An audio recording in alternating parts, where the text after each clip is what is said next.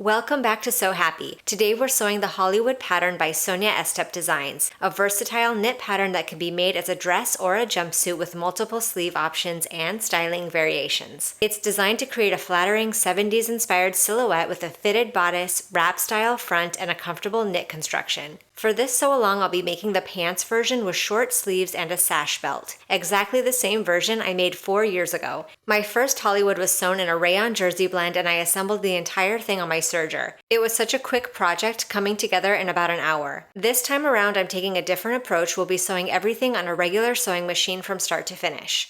While it does take a little longer than serging, I found that a regular sewing machine often gives me better stretch and recovery in the seams. For a fitted knit garment like this one, that extra durability and flexibility can make a big difference in both comfort and wear over time. I'll be sharing all my stitch settings as we go, including the stitches I use for construction and for finishing, so you'll be able to follow right along with a serger or a sewing machine. For fabric, I'm using a lightweight sweater knit that's incredibly soft and smooth with plenty of 4-way stretch. It has beautiful drape, which is perfect for highlighting the design lines of this pattern while keeping it comfortable enough for everyday wear.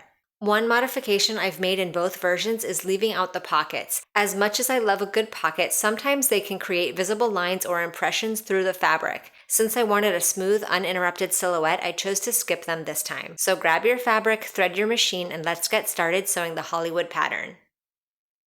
Place your front and back bodice pieces right sides together along the shoulder seams. Pin in place. I'm going to sew these shoulder seams with a 1/4 inch seam allowance, then press the seam toward the back. I'm going to be using a lightning bolt stitch for all of my core stitches.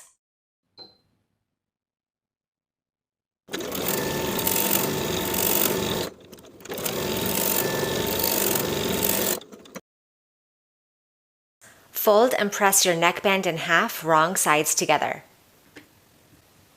I'm going to place a pin at the center back as well as the quarter points.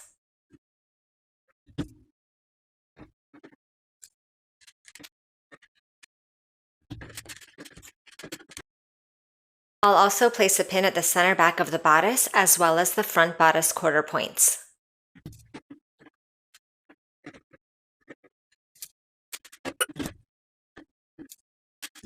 Place the neckband right sides together and raw edges even with the neckline and pin in place starting at the quarter points. And along the bottom edges. Then we'll sew the neckband to the neckline from one bottom center front to the other with a 1/4 inch seam allowance and a stretch stitch. Note that you will be stretching that band to fit the neckline as you go.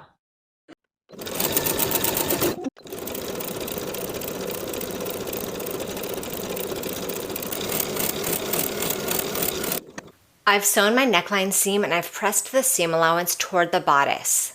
I'm choosing to top stitch my seam allowance in place from the right side. Stitching right next to the seam that we just sewed with about an 1/8 inch seam allowance, I'm using a zigzag stitch with a width of 3 and a length of 2.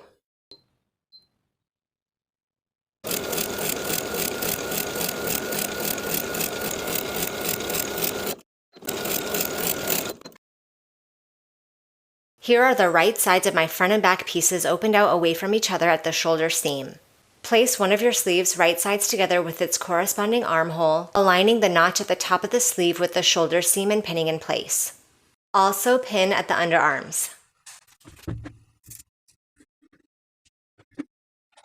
Repeat for both sleeves. Then we'll sew the sleeves in place on both sides with the 1/4 inch seam allowance. I'm once again using a lightning bolt stitch.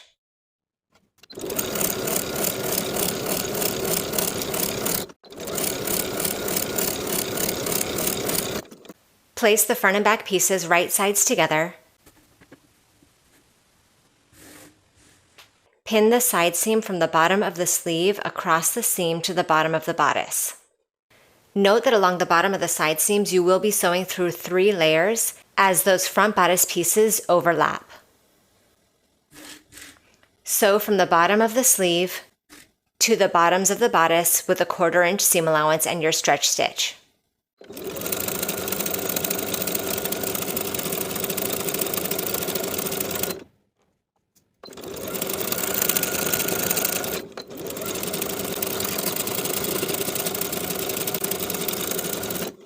The hem allowance for the sleeves is 1 inch. I'm going to fold those bottom raw edges to the wrong side by 1 inch and pin in place.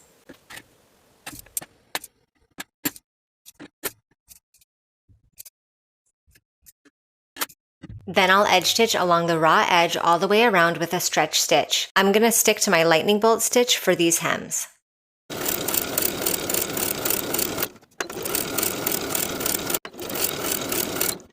Here are my back pant pieces right sides together. Pin the crotch curve. Repeat to pin the front center seam of your front pant pieces. So here are my front pant pieces right sides together, and I'll pin that center seam. Then I'll sew both of these curved seams with a 1/4 inch seam allowance and my stretch stitch. Then we'll place our front and back pieces right sides together along the side seams and pin in place. From the top to the bottom of the leg on both side seams. We're also going to be pinning the inseam from the bottom of one set of front and back pieces all the way around to the bottom edges of the opposite front and back set. Then we'll sew both of our side seams and the entire inseam with a 1/4 inch seam allowance and your stretch stitch.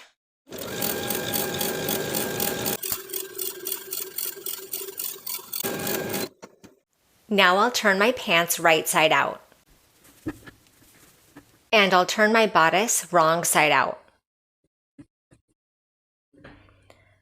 I'll place the bodice over the top of the pant so that they're right sides together. Make sure that your front bodice piece is on top of your front pant piece. Align the side seams and pin in place. Then you can work your way around aligning the center front and center backs and pinning in place. We can sew around the waistline seam with a 1/4 inch seam allowance and your stretch stitch.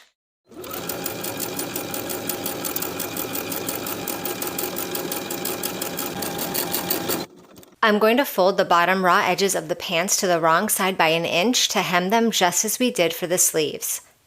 I've pinned my hems in place, now I'm ready to sew. I'm going to edge stitch along that inner raw edge just as we did for the sleeves. And since these are wide-legged pants and don't require much if any stretch, I'm just going to use that wide zigzag with a 3 width and a 2 length for both legs.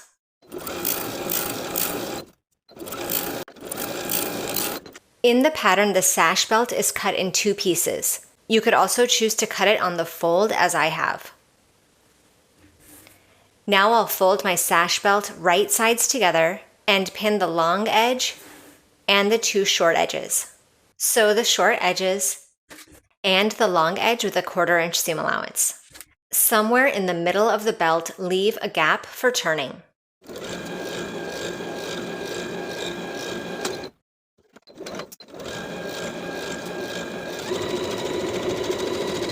Snip the seam allowances at the bottom corners.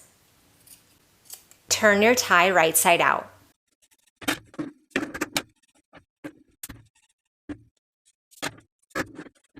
Then I'll pin together the fabrics along the opening and edge stitch that section shut.